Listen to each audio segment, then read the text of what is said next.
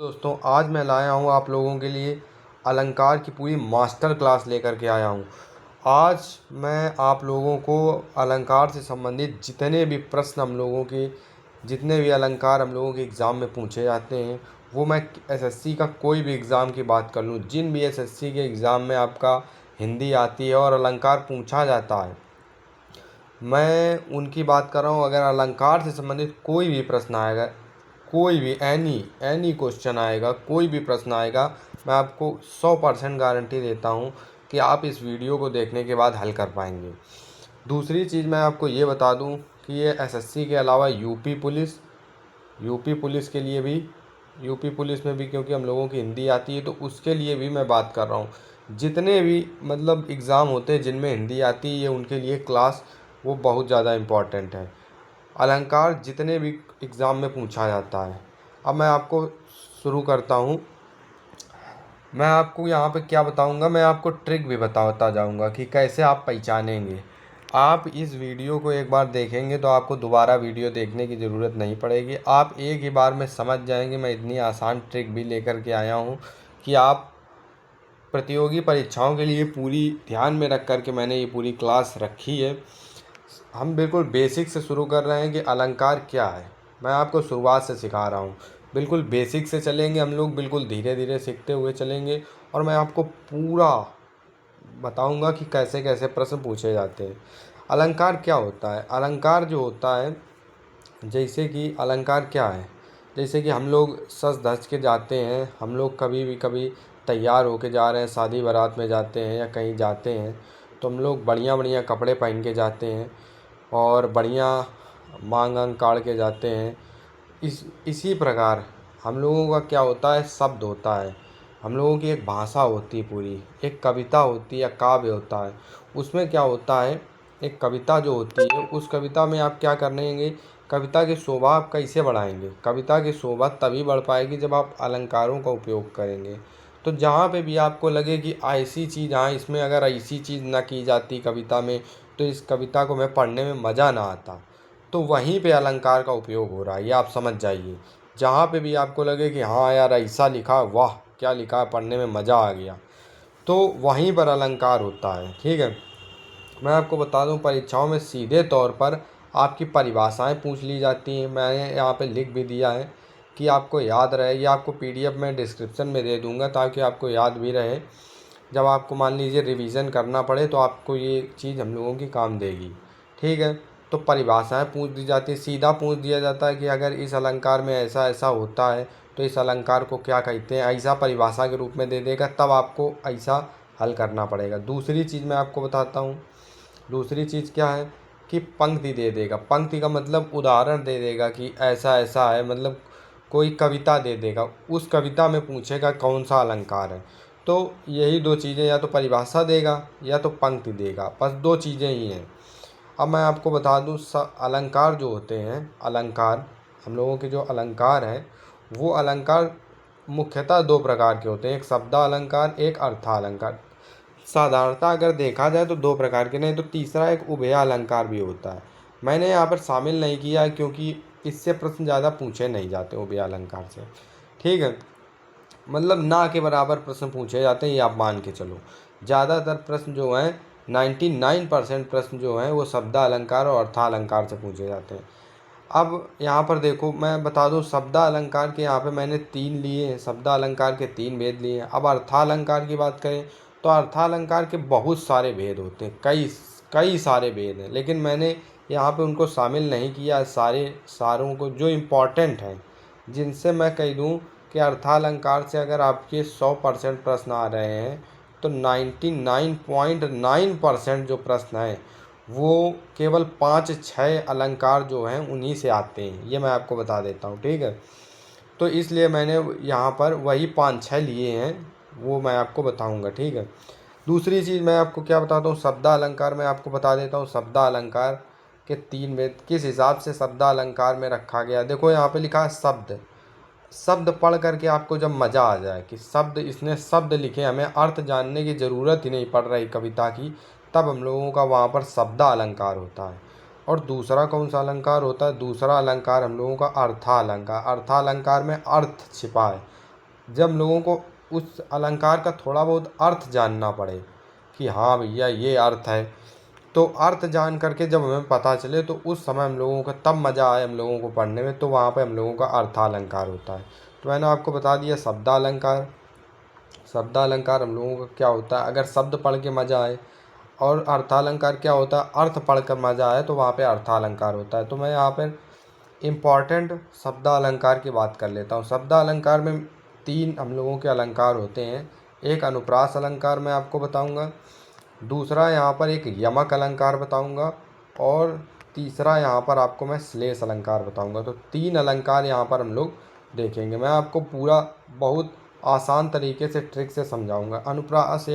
अनुप्रास अलंकार क्या होता है हम लोगों का, मैंने यहाँ पर एक परिभाषा लिख दी, मैं आपको बता देता हूँ। जहाँ पर शब्द जो है, जहाँ पर वर्ण एक तरीके से कहा जाए, अक्षर एक तरीके से, जहाँ पर जो हम लोगों का अक्षर है वो बार बार क्या होता है, रिपीट होता है, रिपीटिशन होती है शब्द की, वहाँ पर हम लोगों का अनुप्रास अलंकार होता है। सबसे ज़्यादा पूछा जाने वाला ये अलंकार हम लोगों का अनुप्रास अलंकार है। आप देख कर ही पहचान सकते हो, इसमें कोई आपको अर्थ जानने की ज़रूरत नहीं है। ठीक है, पंक्तियों में कोई एक अक्षर बार बार रिपीट होगा, ये ट्रिक है हम लोगों की। पंक्तियों में कोई एक अक्षर बार बार रिपीट होगा। जैसे मैं उदाहरण दे देता हूँ, मैं उदाहरण इसलिए लाया हूँ ताकि आपको क्या रहे, समझ में आए। देखो यहाँ पे क्या दिया गया है, तरन तनुजा तट तमाल तरुवर बहु छाए। तो यहाँ पर अक्षर कौन सा रिपीट हो रहा है ये आपको ध्यान देना है। तो मैं आपको दिखाता हूँ, यहाँ पर देखो तरनी में ता रिपीट हो रहा है, तरनी में यहाँ पर ता रिपीट हो रहा है। ये देखो तरनी में ता, तनुजा में ता, तट में ता, तमाल में ता, तरुवर में ता। तो पूरा एक तरीके से जो कविता है, इस कविता में 5 बार एक शब्द रिपीट हुआ है। 5 बार, 1 2 3 4 5। तो अगर जो शब्द नहीं मतलब अक्षर, ये एक अक्षर है, तो अक्षर रिपीट हुआ है कितने बार, 5 बार। अगर ये अक्षर 2 बार भी रिपीट हो जाता है तो वहाँ पर हम लोगों का अनुप्रास अलंकार आ जाता है। अगर 2 बार भी शब्द रिपीट हो गया तो अनुप्रास अलंकार होता है। देखो नीचे लिखा है यहाँ ता वर्ण, वर्ण या अक्षर की आवृत्ति 5 बार हुई है, इसलिए यहाँ अनुप्रास अलंकार है। दूसरा मैं उदाहरण आपको फिर इसका देता हूँ अनुप्रास अलंकार का। अनुप्रास अलंकार हम लोगों का क्या है, जिसमें कोई भी अक्षर या वर्ण 2 या 2 से अधिक बार आ जाए तो वहाँ पर अनुप्रास अलंकार होता है। ये देखो इसमें क्या लिखा है, रघुपति राघव राजा राम। रघुपति में देखो रा, फिर राघव में रा, फिर राजा राम में रा, 3 बार रिपीट हुआ, अनुप्रास हो गया। अब देखो पतित पावन सीताराम, देखो पतित में पा रिपीट हो रहा, पावन में पा रिपीट हो रहा, 2 बार रिपीट हो गया। फिर से यहाँ पर भी हम लोगों का अनुप्रास अलंकार हो गया। देखो पहली पंक्ति जो है उसमें रा वर्ण की आवृत्ति है। दूसरी जो पंक्ति है ये वाली हम लोगों की दूसरी पंक्ति में पा वर्ण की आवृत्ति हुई है, इसलिए यहाँ पर अनुप्रास अलंकार, यहाँ पर अनुप्रास अलंकार। तीसरा मैं आपको फिर दिखाता हूँ, चारु चंद्र की चंचल किरणें खेल रही थी जल थल में। अब यहाँ पर तुम्हें आप ध्यान से देखोगे, यहाँ पर चारु चंद्र, चारु में चा, चंद्र में चा, चंचल में चा, 3 बार रिपीट हुआ। तो यहाँ पर हम लोगों को देखो चा वर्ण की आवृत्ति 1 से अधिक बार हुई है, इसलिए यहाँ पर फिर से अनुप्रास अलंकार है। अनुप्रास अलंकार हम लोगों का वहाँ पर होगा जहाँ पर किसी भी अक्षर या कहीं तो उसे वर्ण की आवृत्ति 2 या 2 से अधिक बार हो जाए। अब देखो मुदित महीपति मंदिर आए, फिर देखो मुदित महीपति मंदिर आए। अब देखो बार बार जब हम लोग माँ पढ़ रहे हैं तो हमें मज़ा आता है, बार बार मुदित महीपति मंदिर आए। फिर लिखा सेवक सचिव सुमंत्र बुलाए, फिर सा, सेवक में सा, सचिव में सा, सुमंत्र में सा, 3 बार देखो सा रिपीट हुआ, 3 बार माँ रिपीट हुआ। देखो यहाँ लिखा पहले भाग में माँ वर्ण की, दूसरे भाग में सा वर्ण की आवृत्ति हुई, इसलिए अनुप्रास अलंकार है। तो ये अनुप्रास अलंकार के मैंने आपको 4 उदाहरण दिए जहाँ पर आपका कोई भी वर्ण या अक्षर कह लो बार बार रिपीट होता है, वहाँ अनुप्रास अलंकार होता है। अब देखो यमक अलंकार क्या होता है। यमक अलंकार क्या है, जहाँ एक ही शब्द का प्रयोग 2 या 2 से अधिक बार हुआ हो परंतु उसका अर्थ अलग अलग हो, वहाँ यमक अलंकार होता है। यहाँ पर क्या होगा, मैं आपको ट्रिक बताता हूँ, ट्रिक पर ध्यान दो। शब्द 2 बार आएगा यहाँ पर और दोनों का अर्थ अलग अलग होगा। शब्द शब्द कितने बार आएगा, 2 बार, और 2 बार आएगा तो उन दोनों का अर्थ अलग अलग होगा, अलग अलग मिलेगा। मैं आपको उदाहरण से समझाता हूँ कैसे। यहाँ पर देखो, बहुत प्रसिद्ध उदाहरण है जो हम लोग छोटे पर से पढ़ते आए हैं। क्या होता है? कनक कनक से, कनक कनक देखो 2 बार आ गया, कनक कनक, कनक कनक ते, पढ़ लेते हैं हम लोग इसको एक बार। कनक कनक ते 100 गुनी मादकता अधिकाय, वाह खाए बौराए जग या पाए बौराए। मतलब इसमें लिखा हुआ खाए, खाए तो बौरा जाए, बौराए मतलब पागल हो जाए, और पाए तो भी बौरा जाए। मतलब खाएगा तो भी बौरा जाएगा और पाएगा तो भी बौरा जाएगा। ठीक है, ये हम लोगों की कविता कही रही। खाओगे तो भी पागल हो जाओगे और पाओगे तब भी पागल हो जाओगे। अब यहाँ पर देखो, जो कनक कनक 2 बार लिखा है, ठीक है, 2 बार लिखा है। अब जो पहला कनक है वो इस बौराए के लिए आया है, जो दूसरा कनक है वो आया है इस वाले बौराए के लिए। मतलब जो पहला कनक है वो खाए के लिए आया है और जो दूसरा कनक है वो पाए के लिए आया है। हम लोग पाते क्या हैं? हम लोग पाते हैं धन। हम लोग धन पाते हैं, सोना पाते हैं। ये एक तरीके से सोना है। अगर हम लोग सोना पा लेंगे बहुत ज़्यादा तो पागल हो जाएंगे। और अगर हम लोग कनक, ये देखो, खा लेंगे, कनक माने होता है धतूरा, एक धतूरा का फल होता है। ठीक है, एक धतूरा का फल होता है। अगर वो हम लोग धतूरा का फल भी खा लेंगे तो भी हम लोग पागल हो जाएंगे। तो बताया गया, अगर हम लोग खा लें तो भी पागल, पा लें तो भी पागल। अगर आप, पहला कनक हो गया धतूरा, दूसरा कनक हो गया सोना, तो 2 बार शब्द आया। ठीक है, दोनों का अर्थ अलग है, अर्थ जो है वो अलग अलग है। तो यहाँ पर हम लोगों का कौन सा अलंकार हो जाएगा? यमक अलंकार, यमक अलंकार हो जाएगा। मैं आपको दूसरा उदाहरण देता हूँ, दूसरा उदाहरण ले लो। अब यहाँ पर क्या लिखा है दूसरा? काली घटा का घमंड घटा। देखो, घटा फिर घटा, 2 बार आया घटा, और दोनों के अर्थ अगर अलग हैं तो वहाँ पर हम लोगों का यमक अलंकार होगा। देखो, काली घटा, काली घटा। अब देखो, जो पहली घटा है वहाँ पर बादल है, काली घटा, काली घटा का मतलब आपने सुना नहीं, काली घटा छाई है, काली घटा छाई है यार, काली घटा छाई। तो काली घटा क्या हो गया? पहली घटा मतलब बादल का घमंड जो था वो घट गया, घट मतलब माइनस हो गया, कम हो गया। तो पहली घटा का अर्थ क्या है? बादल। दूसरी घटा का अर्थ क्या है? कम होना। तो यहाँ पर दोनों के अर्थ अलग अलग हैं। 2 शब्द आए, पहला शब्द दूसरा शब्द, पहला शब्द और दूसरा शब्द, तो दोनों के अर्थ अलग हैं, दोनों के जो अर्थ हैं वो अलग हैं। ठीक है, तो इसलिए यहाँ पर हम लोगों का यमक अलंकार हो गया। अब तीसरा में देखो, तीसरा आप उदाहरण देखिए। तीसरे में यमक का क्या उदाहरण दिया गया है कि 3 बेर खाती थी, वे 3 बेर खाती है। पहले कह रहा खाती थी और अब कह रहा खाती है। अब क्या मतलब हुआ? खाती थी, क्या यहाँ पे कौन सी चीज़ दोहरा रही है? अगर आप ध्यान से देखोगे तो यहाँ पे हम लोगों की, यहाँ पे हम लोगों की 3 भी दोहरा रही है, 3 3, बेर भी दोहरा रही है, बेर, खाती भी दोहरा रही है, और थी तो अलग ही हो गया, ये तो कोई दोहरा नहीं रही है। ठीक है, तो अब यहाँ पे आपको देखना है। ठीक है, तो यहाँ पे हम लोगों का, यहाँ पे जो है हम लोगों का, अगर आप ध्यान से देखेंगे तो 3 बेर खाती थी। ये जो पहला बेर है इसका मतलब होता है बार। 3 बार वो खाती थी पहले, 3 बार वो कोई चीज़ खाती होगी तो लिख दिया 3 बार खाती थी। इस बेर का मतलब बार है, 3 बार खाती थी। और दूसरा जो बेर लिखा है, 3 बेर खाती थी। ये बेर, बेर सुना होगा कि एक छोटा सा फल होता है बेर, जो हम लोग खाते हैं, उसके अंदर बीज निकलता है, उसको हम लोग थूक देते हैं। तो ये 3 बेर खाती थी, ये उस बेर के लिए आता है। 3 बेर खाती है, जो है वो आ गया फल के लिए, ये एक फल होता है। 3 बेर खाती है और खाती थी, तो ये हो गया 3 बार वो खाना खाती होगी, या 3 बार वो कुछ खाती होगी, ये उसके लिए। तो 2 बार शब्द आया बेर बेर, और इसका अर्थ भी अलग है। पहले का अर्थ बार है, दूसरे का अर्थ एक फल होता है। तो दोनों का अर्थ अलग होने के कारण ये यहाँ पर यमक अलंकार है। ठीक है, तीसरा उदाहरण, ये भी काफ़ी प्रसिद्ध उदाहरण में से एक है। ये क्या लिखा? सजना है मुझे सजना के लिए। सजना मतलब, सजना का मतलब तैयार होना है मुझे। सजना, पहले सजना, देखो पहला सजना दूसरा सजना।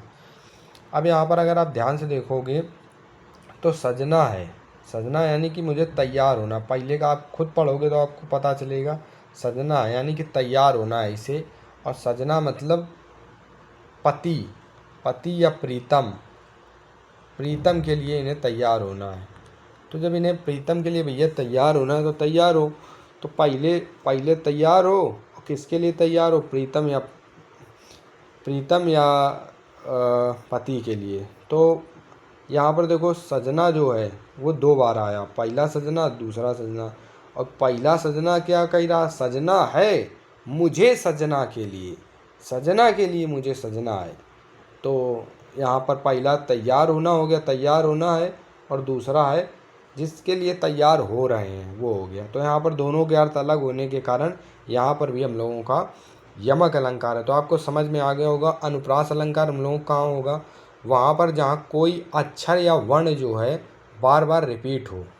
दूसरा हम लोग यमक अलंकार पढ़े, यमक अलंकार हम लोगों का वहाँ आएगा जहाँ पर हम लोगों का क्या होगा, जहाँ पर हम लोगों को कोई भी शब्द दो बार आएगा और उसका जो अर्थ है, अर्थ भी अलग होगा। शब्द भी दो बार आया, शब्द भी दो बार आया, और अर्थ भी दो हुआ, तो वहाँ पर हम लोगों का यमक अलंकार हो गया। अब देखो यमक अलंकार का थोड़ा उल्टा होता है हम लोगों का श्लेष अलंकार। आपको यमक से तुलना करनी है, यमक के विषय में सोचना है।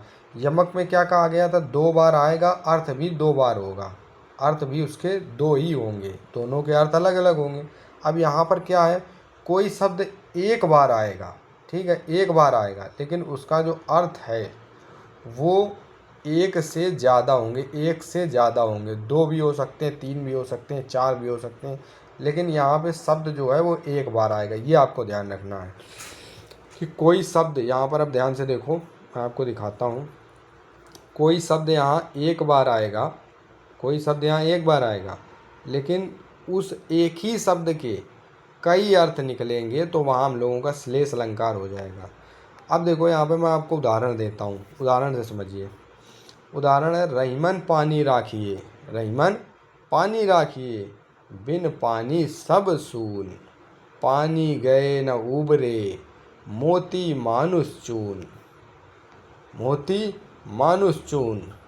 अब यहाँ पर देखो पानी जो है, पानी वही है, एक पानी दो पानी, भले तीन बार पानी ये लिखा हुआ है, लेकिन ये जो पानी है वो एक ही बार पानी है, मतलब पानी है, लेकिन इसका अर्थ इसी पानी का अर्थ जो है वो मोती के लिए अलग है, मानुष के लिए अलग है, चून के लिए अलग है। तो यहाँ पर देखेंगे अगर आप, तो ऐसा नहीं है कि शब्द जो है वो दो बार प्रयोग हुआ हो, उसके अर्थ भी दो हों, ऐसा नहीं है। इसमें पानी ही है, लेकिन उसी पानी के तीन अर्थ हैं यहाँ पर। उसी पानी के भले तीन बार लिख दिया गया है, लेकिन है वो एक ही बार, मतलब वही पानी है ये, लेकिन इसी पानी के तीन अर्थ हैं। क्या पानी के तीन अर्थ है, कह रहा, रहीमन पानी राखिए, बिन पानी सब सून, पानी गए न उबरे, मोती मानुष चून। मोती मानुष चून के विषय में कहा है। अगर पानी नहीं होगा तो मोती में क्या नहीं होगी, चमक नहीं होगी। पानी के बिना मोती में चमक नहीं हो सकती। दूसरी चीज़ मानुष, मानुष माने मनुष्य हो गया, मानुष माने मनुष्य, और मनुष्य के लिए जो पानी होती वो उसकी होती इज्जत।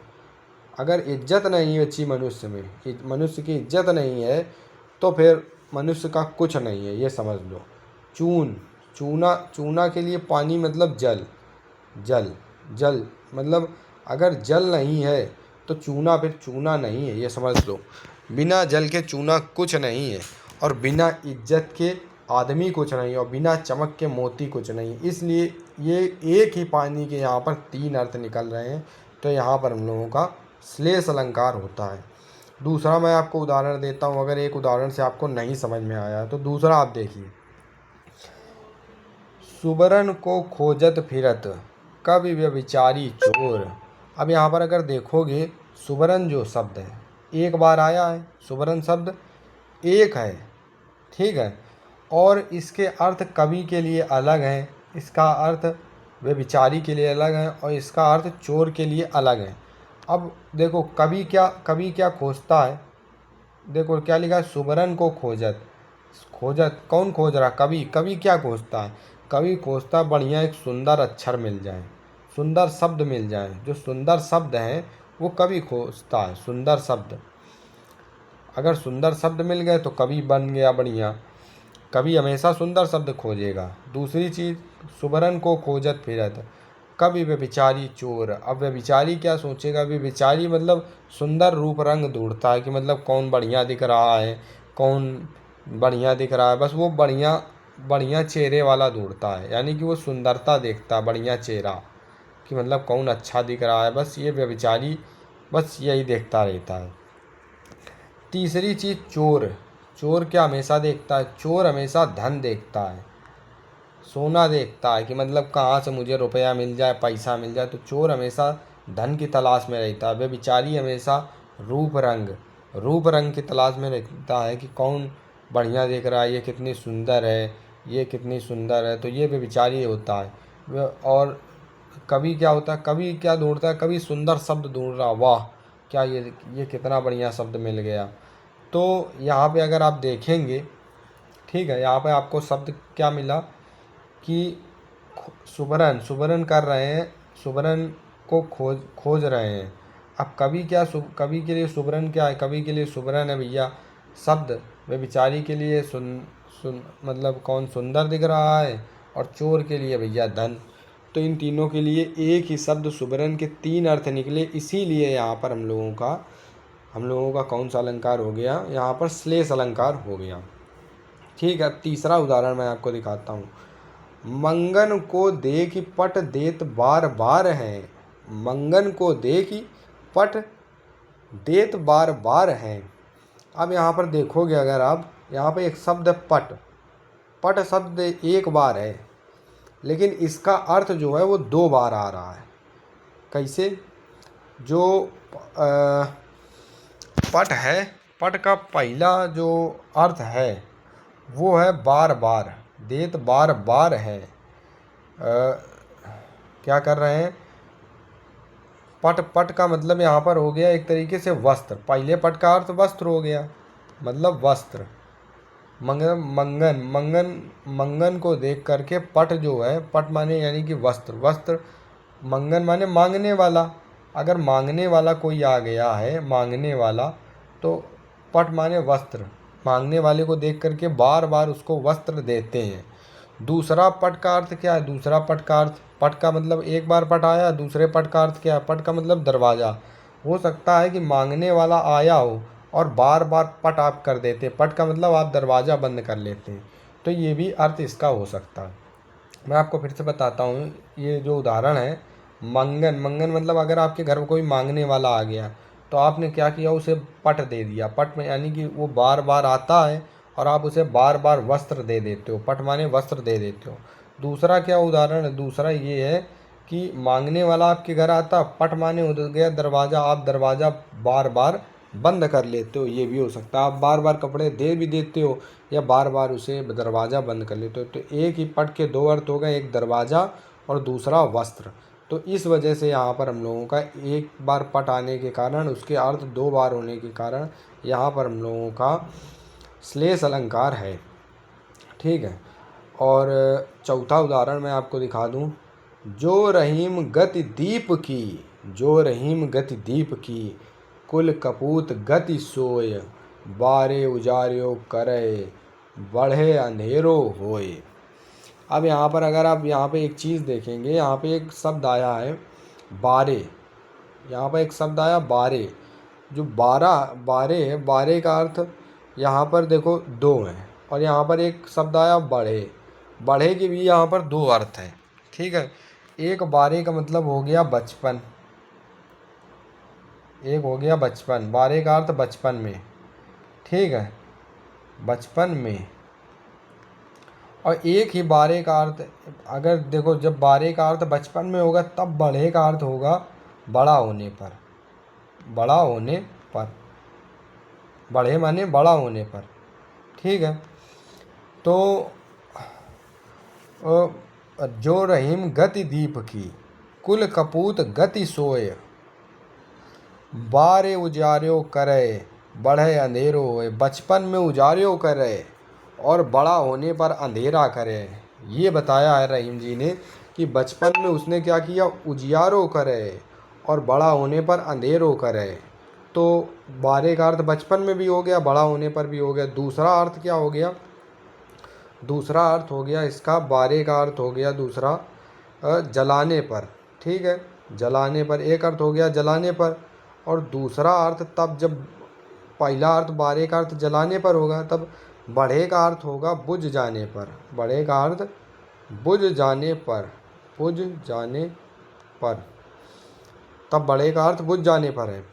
तो यहाँ पर अगर आप देखेंगे, जो रहीम गतिदीप की कुल कपूत गति सोय, बारे उजार्यो करे, जलाने पर उजियारा करता है और बुझ जाने पर अंधेरा करता है। तो कोई चीज़ जलेगी तो उजाला होगा और कोई चीज़ बुझेगी तो अंधेरा होगा। तो यही दो अर्थ हैं इसके। ठीक है, यही दो अर्थ हैं। मतलब बारे के दो अर्थ हो गए। देखो यहाँ पर बारे एक बार आया है और इसके दो अर्थ हैं। एक अर्थ है बचपन में, दूसरा अर्थ है जलाने पर, और दूसरा आया बढ़े। तो बढ़े के दो अर्थ हैं, एक बड़ा होने पर और एक बुझ जाने पर। तो इसीलिए हम लोगों का यहाँ पर जो है, यहाँ पर एक ही शब्द एक बार आया, उसके अर्थ दो से ज़्यादा है, इसलिए यहाँ पर हम लोगों का श्लेष अलंकार हो गया। तो मैंने आपको बता दिया यमक ये अनुप्रास अलंकार क्या होता है, जिसमें एक ही वर्ण या अक्षर बार बार रिपीट हो, तो वहाँ पर हम लोगों का यमक अलंकार हो जाएगा। दूसरा मैंने आपको बताया उपमा यमक के बाद मैंने आपको वहाँ पर बताया कि आपका जो यमक नहीं, अनुप्रास। मैंने आपको क्या बताया, अनुप्रास। पहला बताया अनुप्रास अलंकार। अनुप्रास, अनुप्रास अलंकार जो है उसमें अगर एक वर्ण आपका बार बार आ रहा है तो वहाँ पर अनुप्रास अलंकार होगा। यमक अलंकार वो होगा जहाँ पर एक दो, मतलब कोई शब्द है वो दो बार आ रहा है और दो बार ही, दो से दो ही बार, मतलब उसके अर्थ भी दो हैं, तो वहाँ पर यमक अलंकार हो जाएगा। तीसरा हम लोगों का श्लेष अलंकार है, जहाँ पर शब्द एक बार ही आ रहा है लेकिन उसके अर्थ दो से ज़्यादा हैं। मतलब शब्द उसके कई हैं, मतलब शब्द एक बार आ रहा है और उसके अर्थ एक से ज़्यादा हैं। ठीक है, अर्थ एक, यहाँ पर लिख दो एक से ज़्यादा, एक प्लस एक से ज़्यादा है, तो वहाँ पर हम लोगों का श्लेष अलंकार होगा। तो ये हम लोगों के थे शब्दा अलंकार के प्रकार। दूसरा मैं आपके लिए लाया हूँ अर्थालंकार। वो भी इम्पॉर्टेंट अर्थालंकार है। यहाँ पर चौथा, चार पाँच छः, छः सात और आठ नौ, पांच अलंकार मैं आपके लिए यहाँ पर लाया हूँ। पांच अलंकार किसके, अर्थालंकार के मैं पांच प्रकार यहाँ पे लेके आया हूँ, जो बहुत ज़्यादा इम्पॉर्टेंट हैं, जो जिनमें जो पूछे ही जाते हैं, ये समझ लो। अब उपमा अलंकार क्या है।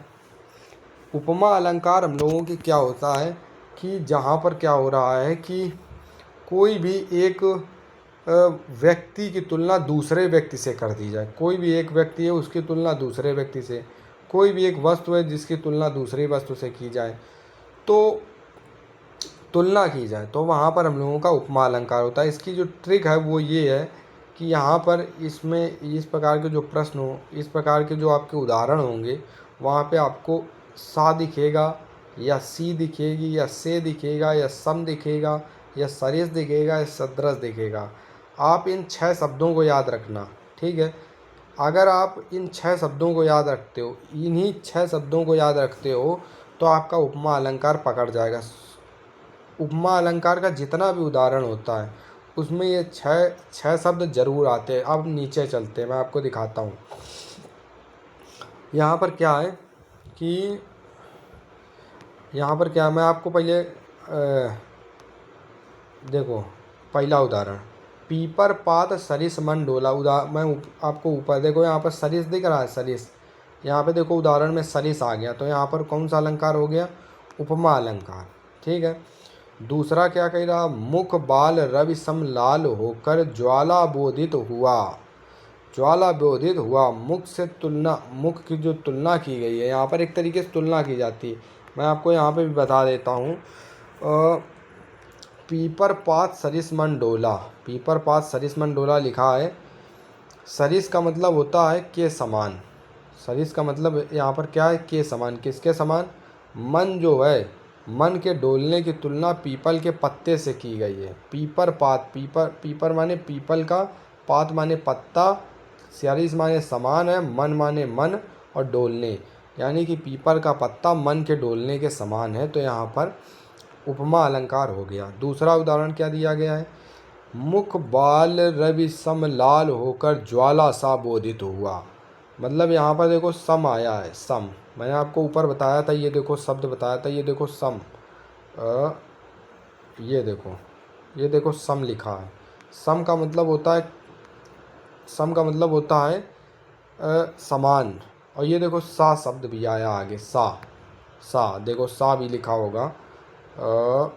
ये देखो सा लिखा हुआ है, तो सा भी शब्द आ गया। तो ये हम लोगों का उपमा अलंकार हो गया। आप सा, सम, सा, सरिस, ये शब्द जो 6 शब्द दिए गए हैं, आप अगर इन 6 शब्दों को याद कर लेते हो, इन 6 शब्दों को, तो आप सीधा पता लगा सकते हो कि ये उपमा अलंकार का उदाहरण है।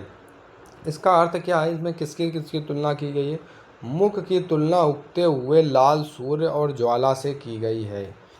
देखो यहाँ पर क्या दिया है, मुख जो है बाल रवि, बाल मतलब उगता, और रवि माने सूर्य, बाल रवि सम लाल होकर, मतलब लाल सूर्य, जो सूरज है वो लाल सूर्य से मुख की तुलना की गई है। ज्वाला सा बोधित हुआ, ज्वाला मतलब एक ज्वाला से, आग से भी उसकी तुलना की गई है। अब देखो यहाँ पे हरिपद कोमल कमल से, देखो यहाँ पर आ गया से। आपको मैंने ऊपर बताया था अगर से आ जाता, ये देखो से आ गया, तो यहाँ पे उपमा अलंकार सीधा हो गया। यहाँ से आया है वाचक शब्द, इसलिए यहाँ पर हम लोगों का क्या हो गया, उपमा अलंकार हो गया।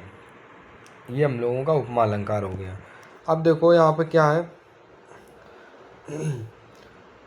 हरिपद, हरिपद माने हो गया हरिपद यानी कि विष्णु, विष्णु भगवान के जो हरिपद। कोमल, कोमल मतलब मुलायम। कमल माने हो गया कमल का जो वो फूल आता है कमल से। हरिपद के जो पैर हैं उनकी कोमलता की जो तुलना है वो कमल से की गई है।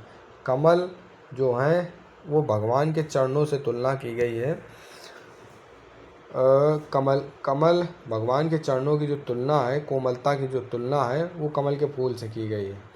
अब यहाँ पर देखो, नील गगन सा शांत हृदय था हो रहा, नील गगन सा शांत हृदय था हो रहा। अब देखो यहाँ पर आया सा, तो सीधा आप लगा सकते हो उपमा अलंकार है।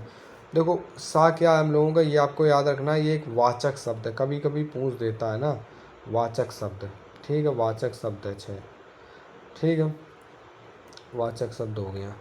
अब यहाँ पर देखेंगे आप कि नील गगन, नील गगन मतलब नीला आकाश। सा माने हो गया नील गगन, सा माने समान, नील गगन के समान। शांत हृदय, शांत हृदय मतलब हृदय जो था वो शांत हो रहा था। तो बस यहाँ पर ये जो है ये उपमा अलंकार हो गया। यहाँ पे तुलना की गई है, नीले गगन की तुलना शांत हृदय से की गई है। ठीक है, अब चलते हैं आगे। या अब रूपक अलंकार क्या होता है मैं आपको बता दूँ। अभी हम तुलना कर रहे थे पिछले उदाहरण में, जब हम लोग क्या कर रहे थे, उपमा अलंकार पढ़ रहे थे। उपमा अलंकार में आपका क्या आता था, सा सी से शब्द आ रहे थे, लेकिन यहाँ पे आपको सा सी से शब्द नहीं आएंगे, केवल आपको योजक चिन्ह देखने को मिलेगा। तो वहाँ पर हम लोगों का कौन सा अलंकार होगा, रूपक अलंकार हो गया। और एक चीज़ यहाँ पर जो उपमेय है, उपमेय में उपमान का भेद रहित आरोप हो, तो वहाँ पर कौन सा अलंकार होता है, रूपक अलंकार होता है। उपमेय मतलब हो गया जिसकी तुलना की जा रही है, और उपमान मतलब हो गया जिससे तुलना की जा रही है। मतलब जिस चीज़ की तुलना की जा रही है और जिससे तुलना की जा रही है, दोनों में कोई अंतर ना दिखे, तो वहाँ पे हम लोगों का रूपक अलंकार होगा। मैं आपको उदाहरण से समझाता हूँ। उदाहरण है, मैया मैं तो चंद्र खिलौनों लई हूँ। अब यहाँ पर देखो, यहाँ पर सा सी से शब्द नहीं आ रहे हैं। देखो कहीं पर नहीं आ रहा है सा सी से सदृश, तो यहाँ पर हम लोगों को कौन सा अलंकार हो जाएगा। देखो ये देखो आ रहा है योजक चिन्ह, योजक चिन्ह आ रहा है, डैश का चिन्ह। तो यहाँ पर कौन सा अलंकार हो जाएगा, यहाँ पे आपका हम लोगों का रूपक अलंकार हो जाएगा। तो आप सीधा पहचान सकते हो कि रूपक हो गया। अब मैं आपको अर्थ भी समझा देता हूँ। यहाँ पे दिया कह रहे हैं, कृष्ण भगवान कह रहे हैं कि मैया मैं तो चंद्र खिलौना लई हूँ। अब देखो उन्होंने यहाँ पे कहा तो है कि चंद्र खिलौना, चंद्र माने हो गया चंद्रमा, खिलौना मतलब हो गया खिलौना। तो उन्होंने एक तरीके से चंद्रमा और खिलौना जो है, चंद्रमा को ही क्या किया, खिलौना मान लिया है। चंद्रमा को ही खिलौना मान लिया है। खिलौना और चंद्रमा में कोई अंतर ही नहीं रह गया। उन्होंने कह दिया मैं चंद्र खिलौना ले आऊँ, तो चंद्रमा और खिलौना उन्होंने एक ही कर दिया, चंद्रमा को खिलौना बना दिया। तो यहाँ पर जो जिस चीज़ की तुलना की जा रही, किसकी तुलना की जा रही, चंद्रमा की तुलना की जा रही, तो चंद्रमा हो गया उपमेय। और किससे तुलना की जा रही है, खिलौना से, तो ये हो गया उपमान। तो जिस चीज़ की तुलना जिस चीज़ से की जा रही उन दोनों में कोई अंतर ही नहीं दिख रहा है इस उदाहरण में। तो यहाँ पे कौन सा अलंकार हो गया, यहाँ पे हम लोगों का रूपक अलंकार हो गया, रूप दे दिया गया उसको, मतलब उसको दूसरी चीज़ का रूप दे दिया गया है, इसलिए यहाँ पर रूपक अलंकार है। दूसरा उदाहरण क्या है, चरण कमल बंदो हरि राई। अब देखो यहाँ पे डैश आ रहा है, योजक चिन्ह, और सा सी से सदृश शब्द नहीं आ रहे, तो यहाँ पे कौन सा हो गया, रूपक अलंकार हो गया। आप सीधा पहले लगा सकते हो, ये तो ट्रिक मैंने बता दी। दूसरी चीज़ अर्थ भी इसका समझ लो, चरण कमल बंदो हरि राई। अब यहाँ पर क्या है, चरण कमल बंदो हरि राई, जो हरि है, हरि हरि के जो चरण हैं उनकी तुलना, उनकी जो चरण हैं उनकी वंदना की जा रही है, लेकिन चरण जो हैं उनको ही कमल मान लिया गया है। चरण कमल बंदो हरि राई, उनके चरणों को ही कमल कह दिया गया, ये समझ लो, उनमें कोई अंतर नहीं कह दिया गया। चरण कमल, चरणों को ही कमल बता दिया गया कि उनके जो चरण हैं वो कमल हैं। तो भगवान विष्णु के जो चरण हैं वो कमल हैं, सीधा कह दिया गया। तो इसलिए यहाँ पर क्या है, हम लोगों का रूपक अलंकार है। रूपक अलंकार कब होगा, जब जो जिस चीज़ की तुलना की जा रही, देखो चरणों की तुलना की जा रही है, और की किससे जा रही थी, कमल से, लेकिन एक तरीके से चरणों को ही कमल कह दिया गया। तो यहाँ पे हम लोगों को क्या हो जाएगा, रूपक अलंकार। तीसरा उदाहरण देखो, पायो जी मैंने राम रतन धन पायो। अब देखो सा सी से शब्द इसमें नहीं आ रहा कहीं पर, अब देखो योजक चिन्ह आ रहा है, तो इसलिए यहाँ पर हम लोगों का सीधा रूपक अलंकार हो जाएगा। ठीक है, तो आप सीधा लगा सकते हो पहली चीज़। दूसरी चीज़ क्या है यहाँ पर, पायो जी मैंने राम रतन धन पायो। अब देखो राम की तुलना रतन धन, यानी कि एक तरीके से रतन धन से कर दी गई है। रतन धन, राम को ही अपना धन बता दिया गया, संपत्ति बता दी गई है। तो राम है जिनकी तुलना कर रहे हो, किससे कर रहे हैं, धन से कर रहे हैं। अब राम को ही धन बता दिया गया, तो भी हम लोगों का क्या है, यहाँ पर रूपक अलंकार है। जहाँ पर जिस चीज़ की तुलना की जा रही है और जिससे की जा रही है उसमें अंतर ही हटा दिया जाए, तो वहाँ रूपक अलंकार होता है। अब देखो चौथा उदाहरण, उदित उदय के मंच पर रघुबर बाल पतंग। अब देखो यहाँ पर एक बाल पतंग जो है उसके बीच में योजक चिन्ह था, जो यहाँ पे लगा नहीं है, यहाँ पे एक योजक चिन्ह है। ठीक है, तो योजक चिन्ह आपको दिखेगा उदाहरण में, तो जब दिख गया तो आपने सीधा लगा दिया रूपक अलंकार है। सा सी से शब्द देखो कहीं नहीं आ रहे हैं, तो इसलिए यहाँ पर रूपक अलंकार है। अब दूसरी चीज़ मैं आपको अर्थ बताता हूँ, उदित उदयगिरि मंच पर। उदित मतलब एक तरीके से उदित, उदयगिरी एक यहाँ पर उदयांचल पर्वत के लिए इस्तेमाल हुआ है। उदयांचल पर्वत पर एक तरीके से जैसे कि सूरज उगता हुआ दिखता है, जैसे कि वैसे ही जो एक तरीके से भगवान राम हैं वो भी एक तरीके से जिस समय धनुष तोड़ने के लिए बढ़े थे, उसी बिल्कुल उसी की तरह दिख रहे थे, बिल्कुल उसी सूरज की दिख रहे थे। वो सूरज कैसे, सूरज की तरह, बाल पतंग की तरह। किसकी तरह, बाल पतंग। बाल पतंग मतलब समझ रहे हो, बाल पतंग, बाल पतंग मतलब एक उगता हुआ सूरज, उगता हुआ सूरज को क्या कहते हैं, बाल पतंग। तो वैसे लग रहे थे। तो उगते सूरज, राम की जो तुलना है, रघुबर जी की जो तुलना है, वो बाल पतंग से कर दी गई है। तो अगर बाल पतंग से जब की गई राम जी की तुलना, उनको मतलब उगता हुआ सूरज बता दिया गया जिस समय वो धनुष तोड़ने के लिए बढ़े, तो इस वजह से यहाँ पर रूपक अलंकार, राम को, भगवान को सूरज कह दिया गया, इसीलिए यहाँ पर रूपक अलंकार है। अब देखो उत्प्रेक्षा अलंकार क्या होता है। उत्प्रेक्षा अलंकार, उत्प्रेक्षा अलंकार को आप कैसे पहचानोगे। अब उत्प्रेक्षा अलंकार की जो ट्रिक है, मतलब इसमें क्या होगा, उपमेय, जिसकी तुलना की जा रही है और जिससे तुलना की जा रही है, जिस उपमेय में उपमान की संभावना या कल्पना की जाए, मतलब जिसकी तुलना हम कर रहे हैं उसी में, उसमें हम लोगों को क्या है, जिससे तुलना कर रहे हैं वो चीज़ की कल्पना की जाए, वहीं पर हम लोगों का उत्प्रेक्षा अलंकार होगा। देखो इसकी ट्रिक बता देता हूँ। इसके जो उदाहरण होंगे उसमें आपको मानो, जानो, मनु, जनु, मनहु, जनहु, जो शब्द, अगर ये शब्द आएंगे तो आप सीधा टिक लगा देना कि भैया यहाँ पर उत्प्रेक्षा अलंकार है। अब देखो यहाँ पर सोवत ओढ़े पीत पट श्याम सलोने गात मनहु नील मनु सैन पर आतप पर्यो प्रभात। अब देखो मनहु, ये देखो मनहु आ गया तो सीधा लगा दो कि भैया यहाँ पर हम लोगों का उत्प्रेक्षा अलंकार है। देखो पहले तो लिख दिया यहाँ पर वाचक शब्द क्या है, मनहु आया है, तो मनहु आ जाए तो उत्प्रेक्षा हो गया। अब यहाँ पर देखो क्या है, सोवत ओढ़े पीठ पट श्याम सलोने गात मनहु नील मनु शैल पर आतप पर्यो प्रभात। अब कृष्ण के सावले शरीर पर पीले वस्त्रों को देखकर, श्याम मतलब हो गया एक तरीके से श्री कृष्ण, श्री कृष्ण जो हैं वो ओढ़े हुए हैं पीठ, पीठ मतलब पीला, पट माने वस्त्र, अभी ऊपर बताया था मैंने पट माने वस्त्र होता है। तो सोहत माने सोहत माने मतलब बढ़िया बढ़िया लग रहे हैं, सो रहा है मतलब उनके ऊपर जच रहा है, क्या जच रहा है, पीला कपड़ा जच रहा है। श्याम सलोने, सलोने मतलब काले, काले सांवले शरीर पर, गात माने हो गया शरीर, सलोने शरीर पर, श्याम के सलोने शरीर पर पीला वस्त्र जच रहा है। कैसा जच रहा है, मानो, मनो माने मानो, कैसा जच रहा है, नीलमणि शैल पर, नीलमणि शैल माने हो गया पर्वत और नीलमणि माने हो गया नीलमणि पर्वत। तो नीलमणि के पर्वत पर आतप पर्यो प्रभात, आतप माने आतप पर्यो प्रभात, प्रभात माने हो गया एक तरीके से सुबह, और सुबह की जैसे किरणें जो पड़ती हैं, धूप पड़ती है, जैसे नीलमणि के पर्वत पर, किसी पर्वत पर सुबह की धूप पड़ती है, वैसे ही दिख रहे हैं कौन, श्री कृष्ण भगवान। कब, जब वो पीले वस्त्र पहने हुए हैं अपने सांवले शरीर पर। तो ये इसका उदाहरण था, क्योंकि इसमें मतलब उपमेय में, उपमेय, ये जो उपमेय है ये इसी में उपमान की संभावना कर दी जाए। तो उपमान की संभावना कैसे की गई, देखो श्री कृष्ण थे, श्री कृष्ण थे, तो श्री कृष्ण में ही हम लोगों ने क्या किया, पर्वत लगा दिया, सूर्य की किरणें लगा दी कि सूर्य, पर्वत पर सूर्य की किरणें हो रही हैं, तो वो हमने उपमेय में उपमान दिखा दिया, यानी कि जिस चीज़ की तुलना कर रहे हैं उसी में हमने क्या दिखा दिया, उपमान को दिखा दिया। जिससे तुलना हम लोग पहाड़ से कर रहे थे, तो पहाड़ वाली चीज़ को हमने कृष्ण भगवान में ही दिखा दिया, तो इस वजह से यहाँ पे उत्प्रेक्षा अलंकार है।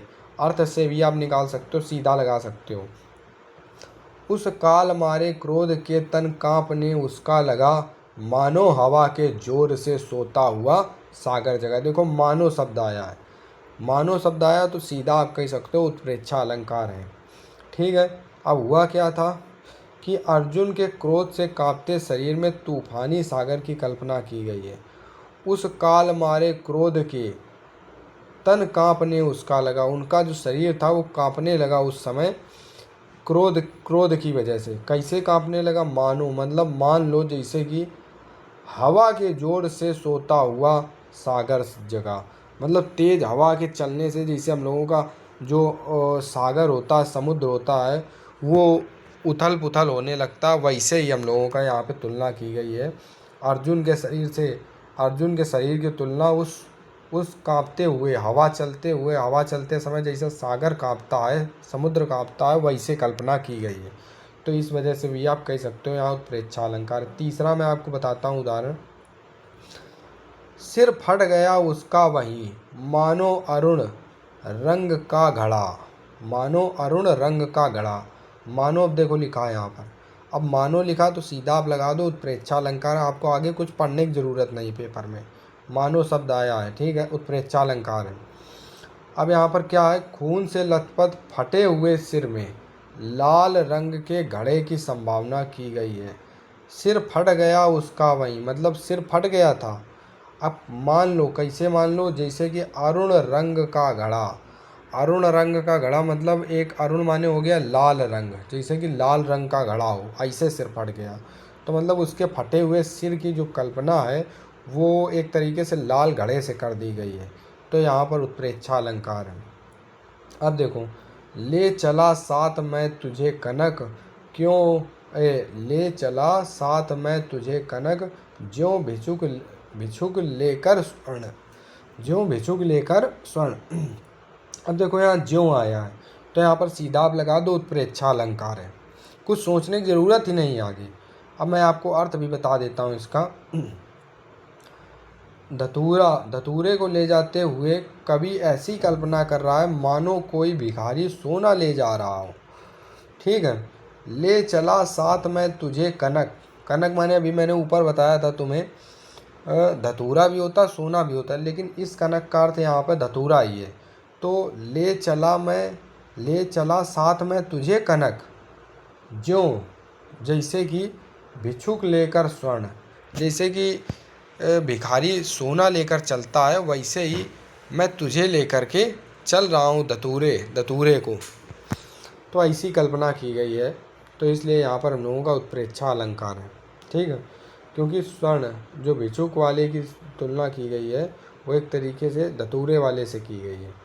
ठीक है। अब आगे चले। अतिशयोक्ति अलंकार क्या होता है?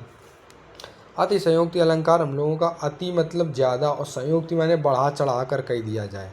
जहाँ पर बढ़ा चढ़ा कर कोई चीज़ कह दी जाए जो कि जिसमें मतलब रियलिटी का उल्लंघन हो जाए, तो वहाँ पर हम लोगों का अतिशयोक्ति अलंकार होता है। देखो ट्रिक क्या है इसकी, बात को इतना बढ़ा चढ़ा कर बोला जाएगा कि यकीन करना मुश्किल होगा। ठीक है। अब देखो उदाहरण, आगे नदियाँ पड़ी अपार, मतलब आगे नदियाँ पड़ी अपार, घोड़ा कैसे उतरे पार, राणा ने सोचा इस पार, तब तक चेतक था उस पार। अब आप ही ये सोचो कि राणा ने जब तक सोचा तब तक चेतक उस पार कैसे हो सकता है, क्योंकि घोड़ा तो जो कोई चला रहा था राणा ही चला रहा था। तो जब तक राणा एक तरीके से जो रस्सियाँ होती हैं उन रस्सियों से आदेश नहीं देगा, एक तरीके से इशारा नहीं देगा, तब तक घोड़ा उस पार हो ही नहीं सकता। और यहाँ पे कह दिया गया कि सोचा, मतलब आपने सुना होगा कि दुनिया में सबसे तेज क्या है, तो मन सबसे तेज है। तो ये सोच भी नहीं पाए और चेतक जो था वो उस पार चला गया। किस पार? नदियों के पार निकल गया। तो ये गलत है, बहुत बढ़ा चढ़ा कर लिखा गया है। क्या है? महाराणा प्रताप के सोचने भर की देरी में घोड़े का नदी पार कर जाना असंभव है। यहाँ बात को बहुत बढ़ा चढ़ा कर बताया गया है। बहुत बढ़ा चढ़ा कर मतलब असंभव सी बात है, मतलब वो सोच भी नहीं पाए। जब सोचेंगे तभी तो रस्सी घसीटेंगे, तभी तो वो आगे बढ़ेगा घोड़ा। तो फिर जब वो उन्होंने कुछ किया ही नहीं तो कैसे आगे बढ़ जाएगा? तो ये गलत हो गया। तो बढ़ा चढ़ा कर, बहुत ज़्यादा बढ़ा चढ़ा कर लिख गया गया। तो यहाँ पे अतिशयोक्ति अलंकार है। अब दूसरा उदाहरण मैं आपको बताता हूँ। दूसरा क्या है? हनुमान की पूँछ में लगन न पाई आग, लंका सगरी जल गई, गए निशाचर भाग। अब यहाँ अगर आप ध्यान से देखोगे, हनुमान की पूँछ में लगन न पाई आग, आग भी नहीं लग पाई, और लंका सगरी जल गई, लंका पूरी की पूरी जल गई, और निशाचर जो थे वो सारे के सारे भाग गए। अब आप ही सोचो, पूँछ में आग लगने से पहले ही पूरी लंका का जल जाना अतिशयोक्ति है, बढ़ा चढ़ा कर कहा गया है, क्योंकि आग पूँछ में लगी नहीं और लंका पूरी जल गई। तो यहाँ पे भी अतिशयोक्ति अलंकार है। तो आप इसे आसानी से पहचान लोगे कि यहाँ अतिशयोक्ति अलंकार है। अब देखो सबसे आखिरी और बिल्कुल एग्ज़ाम के लिए स्पेशल अलंकार है। आपको कभी कभी भ्रांतिमान अलंकार और संदेह अलंकार में अंतर नहीं नज़र आएगा कि इन दोनों में अंतर क्या है। तो मैं आपको बता दूं, संदेह अलंकार जो आपको मिलेगा, जो भी उदाहरण संदेह अलंकार का दिया जाएगा, उस उदाहरण को आप जैसे पूरा पढ़ते चले जाओगे तो उस उदाहरण को पूरा पढ़ने पर आपको कभी नहीं पता चलेगा कि वो चीज़ है कि दूसरी चीज़ है, वो चीज़ है कि दूसरी चीज़ है। मतलब दो चीज़ों के बीच संशय बना रहेगा कि ये चीज़ है कि वो चीज़ है। और एक चीज़ ये है, ठीक है ना, तो दो चीज़ों के बीच आपको क्या रहेगा, हमेशा उदाहरण के आखिरी तक आप ये नहीं क्लियर कर पाओगे कि उदाहरण में यही बताया जाएगा कि ये चीज़ है कि वो चीज़ है। दूसरा भ्रांतिमान अलंकार ये होता है कि आपको भ्रम तो होगा, लेकिन आप क्या करोगे, उस भ्रम के कारण अपना काम भी कर दोगे, पूरा का पूरा काम भी एक तरीके से कंप्लीट कर दोगे। आप उसे सच मान बैठोगे, एक तरीके से समझ लो, आप उसे सच मान बैठोगे किसी चीज़ को, भले वो झूठ हो, लेकिन आप उसके भ्रांतिमान में क्या होगा कि आप भ्रम मतलब भले आप उस चीज़ को जान नहीं पाए हो, लेकिन आप उसको एक चीज़ को सच मान लोगे। और संदेह में क्या होगा, आपको आखिरी तक संदेह बना ही रहेगा। अब मैं आपको उदाहरण दिखाता हूँ। ठीक है। उदाहरण क्या है? उदाहरण है, सारी बीच नारी है, मतलब साड़ी, साड़ी मतलब साड़ी, साड़ी के बीच में नारी है कि नारी के बीच में साड़ी, ये उस समय की उस समय के लिए कविता है जिस समय दुर्योधन जो है वो द्रौपदी के क्या कर रहे थे एक तरीके से। जो दुर्योधन है, दुशासन, दुशासन क्या कर रहा था कि द्रौपदी का एक तरीके से धोती जो साड़ी थी वो खींच रहा था, वो खींचता जा रहा था, खींचता जा रहा था। एक तरफ से कृष्ण भगवान धोती जो है वो साड़ी जो है वो एक तरीके से देते जा रहे थे, वो खींचते खींचते थक गया, अंत में वो गिर गया। तो वो सोचने लगा कि साड़ी, साड़ी में नारी है कि नारी में साड़ी है, सारी ही की नारी है कि नारी ही की सारी है। वो क्या सारी बीच नारी है कि नारी बीच सारी है, सारी ही की नारी है कि नारी ही की सारी है। वो सोचता ही रह गया, अंत तक उसे समझ नहीं आया, दुशासन को नहीं समझ आया कि सारी के बीच नारी है कि नारी के बीच सारी है, और सारी ही की नारी है कि नारी ही की सारी है। तो इस वजह से यहाँ पर हम लोगों का संदेह अलंकार हो गया। कौन सा अलंकार? संदेह, क्योंकि आखिरी तक उसे संदेह बना ही रहा, उसका ये कन्फ्यूजन दूर नहीं हुआ, या उसे एक तरीके से दो चीज़ों के बीच वो किसी भी चीज़ को सही नहीं मान पाया, दो चीज़ों के बीच ही वो अटका रहा, तो वहाँ संदेह अलंकार होगा। दूसरा एक उदाहरण है भ्रांतिमान। नाक का मोती, एक कोई लड़की है या कोई है, उसकी नाक है, नाक में एक मोती है, नाक का मोती अधर, अधर की कांति से, अधर माने हो गया ओंठ, ओंठ की चमक से, कांति से, ओंठ की चमक से, बीज दाड़िम का समझकर भ्रांति से, बीज दाड़िम का समझकर, मतलब वो एक तरीके से दाड़िम माने हो गया अनार, अनार, वो अनार का बीज समझकर भ्रांति से, भ्रम से, देख कर सहसा हुआ सुख मौन है। सुख माने हो गया तोता, सुख माने क्या हो गया? तोता, तोता मौन हो गया, सोचता है अन्य सुख यह कौन है। अन्य सुख माने दूसरा, ये तोता कौन सा है। यहाँ पर हुआ क्या है कि तोते को भ्रम हो गया कि उर्मिला की नाक, ये कौन है लड़की? उर्मिला, कि उर्मिला की नाक पर जो ये अनार का जो दाना है, ये वाला जो दाना है, उसकी नाक और उसकी जो नाक है, ये जो नाक है, नाक और जो दाना है, उन दोनों को समझ करके वो सोचने लगा कि ये जो नाक है वो एक अनार का दाना है, और जो नहीं, वो क्या सोचने लगा, जो नाक में एक तरीके से मोती है, उस मोती को मैं आपको फिर से बताता हूँ कि ये उसकी नाक हो गई, और नाक में एक तरीके से ये मोती हो गया, तो इस मोती को समझ रहा अनार का दाना, ठीक है, अनार का दाना उसने समझ लिया, और इस नाक को उसने दूसरा तोता समझ लिया कि एक दूसरा कोई तोता है, उसकी उर्मिला की नाक को। तो उसको वो भ्रम को सच मान लिया, उसने सच मान लिया, इसलिए यहाँ भ्रांतिमान अलंकार है कि भ्रम को उसने सच मान लिया। उसे लग रहा था कि यहाँ तोता है, और लग रहा था ये तोता, जबकि वो नाक थी, उसने मान ही लिया कि ये तोता है, उससे कुछ हुआ ही नहीं। वो देख रहा था, तो वो देखते ही देखते उसने देखा कि ये एक तोता है और ये एक अनार का दाना है, जबकि ना ये अनार का दाना था क्योंकि ये मोती था, और ना ये तोता था, नाक उसकी तोता थी नहीं। उसने तोता मान ही लिया, उसे बस उसने मान के वहाँ छोड़ दिया, या उससे लड़ने लगा, आगे जो कुछ भी हुआ हो, लेकिन उसने उस चीज़ को, अब लड़ेगा कैसे? लड़ेगा जाए कि नहीं, क्योंकि दूसरा उसने सोचा कि दूसरा तोता अपने मुंह में एक अनार का दाना लिए है, बस ये उसने समझ लिया। तो बस यही था कि उसने यहाँ पर देखो, यहाँ पर दोनों उदाहरणों में आप अगर ध्यान से देखोगे, संदेह अलंकार में आखिरी तक भ्रम बना ही रहा कि सारी के बीच नारी है कि नारी के बीच सारी है, और दूसरा उदाहरण जो है भ्रांतिमान अलंकार है, उस भ्रांतिमान अलंकार में आपको ये क्लियर हो गया कि ये चीज़ जो है तोता है और अनार का दाना है, ये क्लियर हो गया, भले ही गलत हुआ हो लेकिन क्लियर हो गया। तो इस वजह से यहाँ पर भ्रांतिमान अलंकार है। तो ये है आपके टोटल, मैंने आपको सभी समझाएं। अगर आपको वीडियो अच्छा लगा हो तो हमारे चैनल सरकारी जंग एकेडमी को सब्सक्राइब करें, मैंने आपके लिए बहुत मेहनत से कंटेंट बनाया है। और अगर आप इसको मतलब आपको PDF चाहिए तो डिस्क्रिप्शन में मिल जाएगा, और वीडियो पसंद आए हो तो लाइक करिएगा। मिलते हैं अगले वीडियो में, तब तक के लिए बाय बाय।